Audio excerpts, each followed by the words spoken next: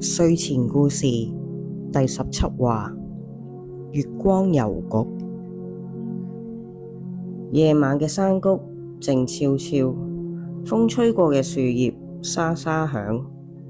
一間冇招牌、冇地址嘅小屋，響月光下慢慢亮起銀白色嘅光，宣告月光郵局又開始營業啦。阿晴搭住微風慢慢走到門前，佢手上拎住一封反覆折過、紙邊已經磨損嘅信。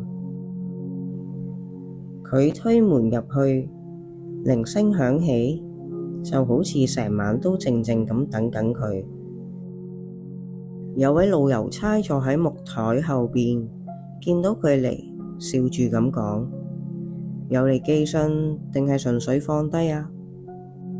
阿晴放低封信，細細聲講：其實我唔知應唔應該寄。信入面講嘅係，我想知佢點睇我，但我又唔想搞到關係變得咁尷尬。老郵差冇即刻回應，反而輕輕打開櫃桶，拎出一個透明嘅沙漏，裡面裝住閃閃嘅銀沙，靜靜咁流動。呢個時候，老郵差笑笑口，望住阿晴雙眼講：你知唔知啊？呢間郵局收到最多嘅信唔係急件，而係嗰啲寫咗但又唔知寄唔寄出去嘅信。呢啲情緒唔一定要即刻處理清楚嘅，有時唔搞清楚都無傷大雅，順其自然，有時係好高級嘅勇氣。阿晴皺住眉，望住個沙漏，但如果一直等，會唔會錯過？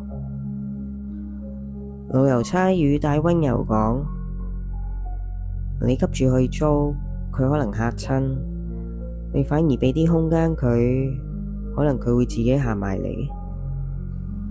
順其自然唔代表放手，只不過唔好逼自己一定要即刻攞答案。